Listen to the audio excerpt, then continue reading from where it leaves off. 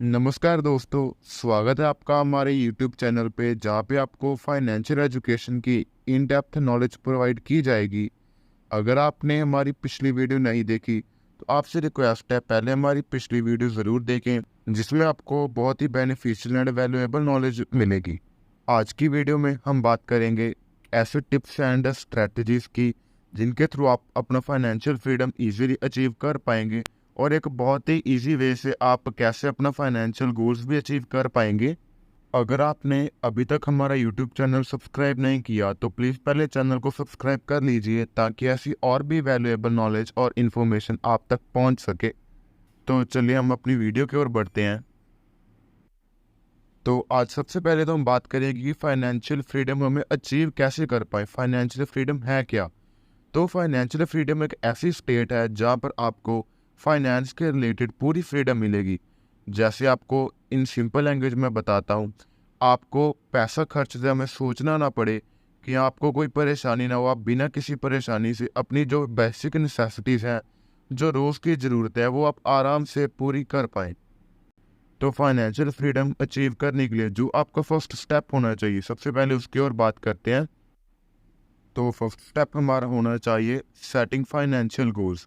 हमें अपने financial goal setup करके रखने चाहिए कि क्या हम अचीव करना चाहते हैं और किसके लिए हम वर्क कर रहे हैं। अगर हम अर्निंग कर रहे हैं तो हमारी अर्निंग करने का मोटिव क्या है, तो इसके लिए हमें अपने पूरे फाइनेंशियल गोल्स का एक सेटअप बना के रखना चाहिए।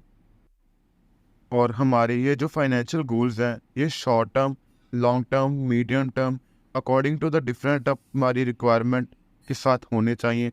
जैसे एग्जांपल की जैसे कि आप अपना डेप्ट की पेमेंट करनी है, जैसे लोन की पेमेंट करनी है, अपना घर परचेज करना है, नई गाड़ी लेनी है, जो आपने अपनी रिटायरमेंट की ओर फोकस करना है, ये सारे हो गए आपके फाइनेंशियल गोल्स। तो इन सब का आपको एक फ्रेमवर्क बना के रखना चाहिए जो प्रैक्टिकल हो और जो आपको टाइम टू टाइम अपडेट करवाता रहे कि आपके गोल्स क्या हैं और आपको मोटिवेट करे। उम्मीद है आपको फाइनेंशियल गोल्स की और गोल सेटअप की इम्पोर्टेंस पता चल गई होगी। अब हमारा नेक्स्ट टॉपिक आता है क्रिएटिंग अ बजट। आपको एक बजट बनाना चाहिए। अगर आपने हमारी पिछली वीडियो देखी होगी तो उसमें आपको बजट, सेविंग एंड डेप्ट मैनेजमेंट यानी कि लोन मैनेजमेंट के ऊपर एक डिटेल में बताया गया है।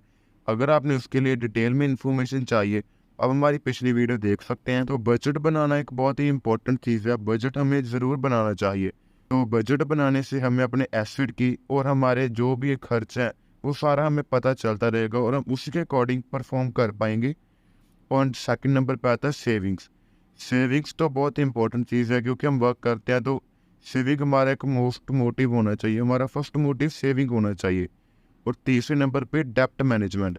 अगर हमने कोई लोन लिया है या कोई लोन हमारा चल रहा है तो उसे पेमेंट कैसे करना है ताकि वो लोन हमें इन फ्यूचर परेशान ना करे।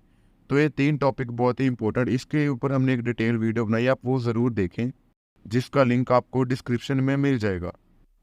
अब नेक्स्ट टॉपिक हमारा आता है इन्वेस्टमेंट। इन्वेस्टमेंट किसी भी टाइप की हो सकता है, आपकी गोल्ड में भी हो सकती है, स्टॉक्स में भी हो सकती है, म्यूचुअल फंड में भी हो सकती है। जो आपने कोई प्रॉपर्टी खरीदी है तो वो भी आपकी एक इन्वेस्टमेंट होगी। हमें अपनी सेविंग से मोस्ट ऑफ द पोर्शन को इन्वेस्टमेंट में यूज़ करना चाहिए ताकि हमारी सेविंग से हमें एक अच्छा रिटर्न मिल पाए। तो इन्वेस्टमेंट में हमारा फर्स्ट मोटिव होना चाहिए रिटायरमेंट। रिटायरमेंट के लिए हमें एक पूरा सेटअप तैयार करना चाहिए कि हमें रिक्वायरमेंट कितनी है, अगर हमें रिटायर होते हैं तो कितनी हमें अमाउंट रिक्वायर्ड होगी रिटायरमेंट के टाइम, कितनी अमाउंट से हमारी रिक्वायरमेंट फुलफिल हो पाएगी ताकि हमारा रिटायरमेंट के बाद जो हमारे एक्सपेंसेस हैं, डेली एक्सपेंसेस हैं, वो फुलफिल हो पाए। किसी की 10,000 में हो सकती है, किसी की 20 में, किसी की 50 में। तो उसके अकॉर्डिंग आपको अपना एक रिटायरमेंट प्लान बनाना चाहिए और हमेशा फोकस करना चाहिए अर्ली रिटायरमेंट की ओर। जितना आप अर्ली रिटायरमेंट की ओर फोकस करेंगे उतना आप अच्छे से रिटायरमेंट प्लान्स में इन्वेस्ट कर पाएंगे और उतना ही आप अपनी रिटायरमेंट इजीली अचीव कर पाएंगे। तो मेरा तो सजेशन आपको ये है कि आपको अर्ली रिटायरमेंट के ऊपर फोकस करना चाहिए। मान लीजिए अगर आप रिटायरमेंट प्लान करते हैं 40 ईयर के लिए तो इनकेस हो सकता है आपको 1 साल 2 साल और भी लग सकते हैं, जैसे आप 42 में 45 तक अपना गोल अचीव कर पाएंगे। लेकिन 60 तक जाने से बेटर है कि आप 45 तक तो आ चुके ना। और अब लास्ट एंड सबसे इम्पोर्टेंट टॉपिक, आपको एक पैसिव इनकम की ओर, एक साइड इनकम की ओर फोकस करना चाहिए। कभी भी एक सोर्स ऑफ इनकम के ऊपर रिलाइड नहीं होना चाहिए, हमें मल्टीपल सोर्स ऑफ इनकम होनी चाहिए। ज़्यादा से ज़्यादा 2 सोर्स ऑफ इनकम तो होनी चाहिए। इनकेस हमारा एक सोर्स ऑफ इनकम ख़त्म भी हो जाए तो दूसरा सोर्स ऑफ इनकम हो, जिससे हमारा डेली का लाइफ का रूटीन है, जो एक्सपेंसेस है, जो हमारे घर के डेली के खर्च है, वो चल पाए। एक सेकंड इनकम के लिए आप फ्रीलांसिंग कर सकते हैं, अपना कोई साइड बिजनेस खोल सकते हैं, आप कोई छोटा स्मॉल स्केल बिजनेस खोल सकते हैं। इनकेस अगर आप पैसिव इनकम जनरेट करना चाहती हैं तो पैसिव इनकम के लिए आपको रेंटल इनकम की ओर, डिविडेंड की ओर, इन्वेस्टमेंट जो आपको एक अच्छे रिटर्न दें, इन सभी के ऊपर फोकस करना चाहिए। ये दोनों इनकम है, एक साइड इनकम होगी और एक पैसिव इनकम होगी। आपको इन दोनों के ऊपर फोकस करना चाहिए और इन दोनों का मिक्सचर आपकी जो एक्टिव इनकम है, जो आप मेन सोर्स ऑफ इनकम है, उससे क्रॉस कर जाएगा। तो ऐसा आपको एक सिनेरियो बनाना पड़ेगा कि जिससे आपका जो एक्टिव सोर्स ऑफ इनकम है पैसिव और सेकेंडरी सोर्स ऑफ इनकम आपके एक्टिव सोर्स ऑफ इनकम से अधिक हो जाए।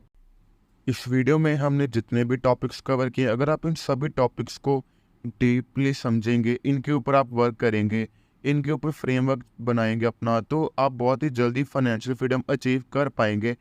तो इस वीडियो में हमने कवर किया, सबसे पहले तो हमारा एक गोल सेट होना चाहिए, और सेकंड नंबर पे हमें एक बजट बनाना चाहिए, थर्ड नंबर पे हमारा सेविंग, और उसके बाद में हमें अपना एक डेप्ट मैनेजमेंट, यानी कि जो हम लोन लेते हैं उसे मैनेज करना चाहिए। फोर्थ नंबर पे हमें सेविंग करनी चाहिए, और जो सेविंग उससे इन्वेस्टमेंट करना चाहिए। फिफ्थ नंबर पे हमारा फर्स्ट मोटिव होना चाहिए रिटायरमेंट की ओर। जो हम इन्वेस्टमेंट करते हैं, रिटायरमेंट एक बहुत ही मेन इंपॉर्टेंट चीज़ है, उसके ऊपर फोकस होना चाहिए। नेक्स्ट हमारा सिक्स्थ टॉपिक है या सिक्स्थ पॉइंट है, हमें एक साइड इनकम की ओर फोकस करना चाहिए और पैसिव इनकम की ओर। एंड ये सभी टॉपिक अगर आप कवर करेंगे अपनी डेली लाइफ में, तो आप बहुत ही जल्दी फाइनेंशियल फ्रीडम अचीव कर पाएंगे, और आपको लाइफ में फाइनेंशियल रिगार्डिंग कोई प्रॉब्लम नहीं आएगी।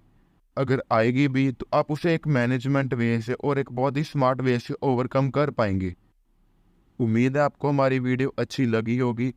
अगर आपने अभी तक चैनल को सब्सक्राइब नहीं किया तो प्लीज़ चैनल को सब्सक्राइब करें, और अगर आपको कोई क्वेरी है तो प्लीज़ कमेंट सेक्शन में ज़रूर बताएं, ताकि हम अपनी नेक्स्ट वीडियो में उसे इम्प्रूव कर पाएँ और आपकी क्वेरी को भी सॉल्व कर पाएँ।